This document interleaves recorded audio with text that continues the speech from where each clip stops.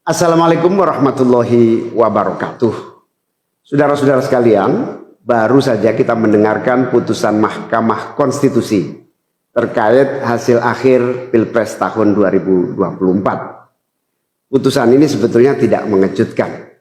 Putusan hari ini mengkonfirmasi bahwa kita semua termasuk MK tak kuasa menghentikan laju pelemahan demokrasi di negeri kita tercinta. Sebagai catatan, kami sangat bangga dengan 3 hakim MK yang menyatakan dissenting opinion. Yang saya muliakan Profesor Saldi Isra, Profesor Eni Nurbaningsih, Profesor Arif Hidayat.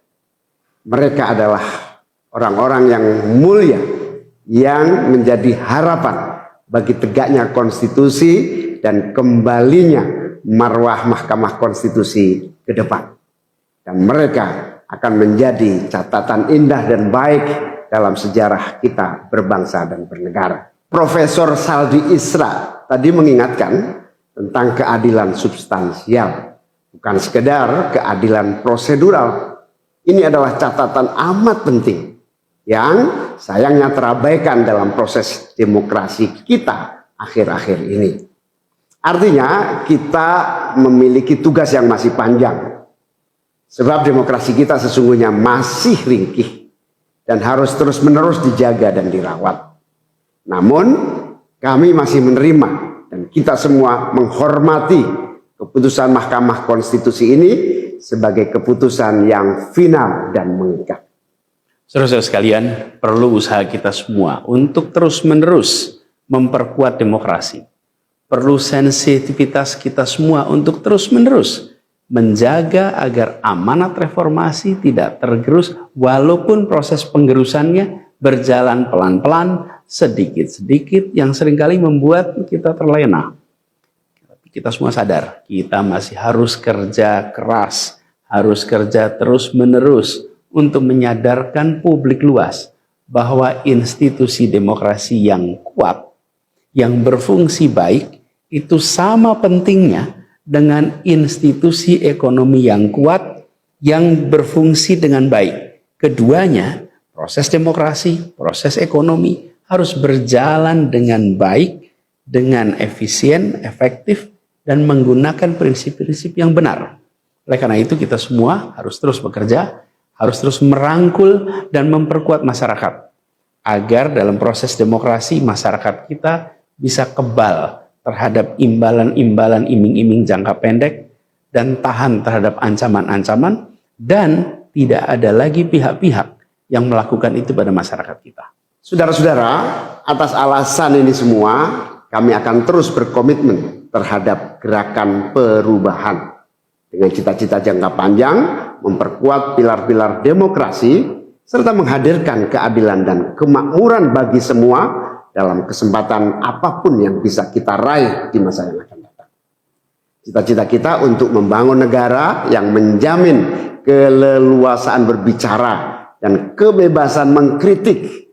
Negara di mana warganya bebas memilih tanpa iming-iming imbalan sesaat dan tekanan maupun ancaman. Ini tidak akan berhenti. Kita harus terus berjuang bersama-sama. Namun saudara-saudara, kepada seluruh para pendukung yang telah menitipkan aspirasi perubahan kepada kami sebagai capres dan cawapres, kami harus sampaikan. Disinilah ujung perjuangan konstitusional kita dalam Pilpres kali ini. Keputusan MK hari ini menjadi penanda berakhirnya seluruh proses Pilpres 2024. Saudara sekalian, salah satu prinsip demokrasi yang baik adalah peaceful transition of power. Perpindahan kewenangan yang berjalan dengan damai dari presiden petahana yang segera akan berakhir masa jabatannya kepada presiden terpilih. Dengan segala catatan tentang problematiknya proses Pilpres 2024 kali ini, kami berkomitmen untuk menjaga prinsip peaceful transition of power itu.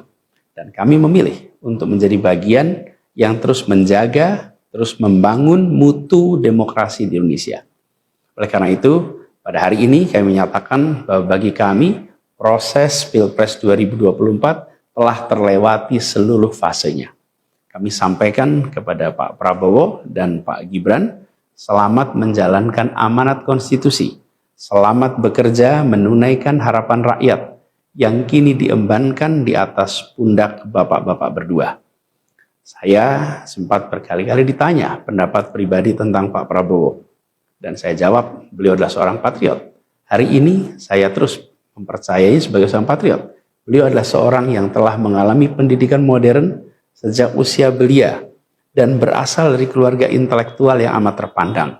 Maka Pak Prabowo tentu paham bahwa dalam demokrasi yang baik, menerima keberadaan oposisi sebagai partner dalam bernegara, menjaga keseimbangan dan independensi 3 cabang kekuasaan, yaitu eksekutif, legislatif, yudikatif. Lalu menjamin kebebasan media sebagai pilar keempat demokrasi, serta yang tidak kalah penting adalah menjaga kebebasan rakyat di dalam bersuara, di dalam mengungkapkan pendapat, di dalam berserikat berkumpul dalam sebuah proses demokrasi. Dan sebagai seorang patriot terdidik, saya percaya Pak Prabowo akan mengembalikan dan akan menjaga nilai-nilai demokrasi ini di masa-masa Indonesia ke depan. Saudara-saudara sekalian, dalam kesempatan ini izinkan kami menyampaikan rasa terima kasih sedalam-dalamnya kepada seluruh pihak yang telah membersamai perjuangan kami. Partai pengusung, Partai Nasdem, PKS, PKB, teman-teman Timnas Amin, teman-teman tim hukum nasional, seluruh teman-teman relawan, para ulama, para tokoh-tokoh agama, para pakar dan rekan-rekan media. Semua yang telah ikut berjuang bersama-sama mendukung perubahan. Mengorbankan banyak tenaga, pikiran dan harta demi memperjuangkan aspirasi perubahan. Saya ucapkan terima kasih.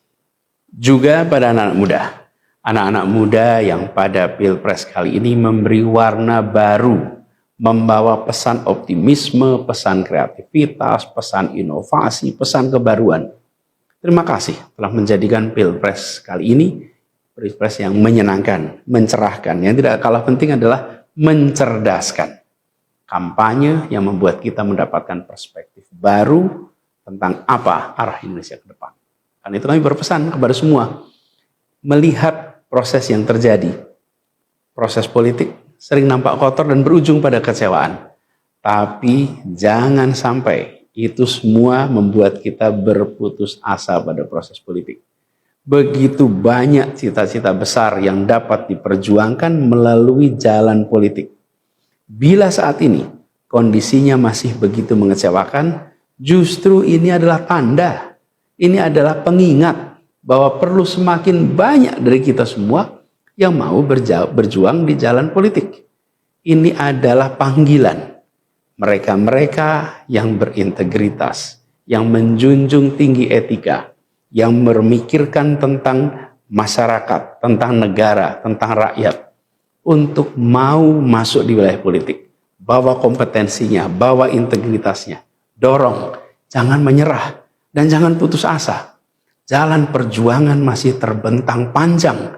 Sepanjang usia Republik ini masih terbentang jalan pengabdian untuk melakukan perubahan bagi keadilan, bagi kesejahteraan, bagi kemakmuran kita semua. Dan itu dibutuhkan kemauan untuk mau terlibat di dalam proses politik. Jangan putus asa, mari kita jalan terus untuk perjuangan ini. Teman-teman semua, marilah kita lanjutkan perjuangan. Mengubah yang memang perlu diubah. Melanjutkan perjuangan untuk memperbaiki apa yang memang perlu diperbaiki. Dalam berbagai kesempatan dan ruang yang tersedia di masa yang akan datang. Insya Allah, saya dan Mas Anies akan terus membersamai teman-teman semua di dalam memperjuangkan kebaikan dan perbaikan menuju Indonesia yang adil dan makmur untuk semua. Tetap semangat, jaga stamina, perjuangan masih panjang. Izinkan kami menyampaikan terima kasih. Terima kasih kepada semua. Semoga Allah SWT merahmati negara Republik Indonesia dan melindungi kita semua. Assalamualaikum warahmatullahi wabarakatuh.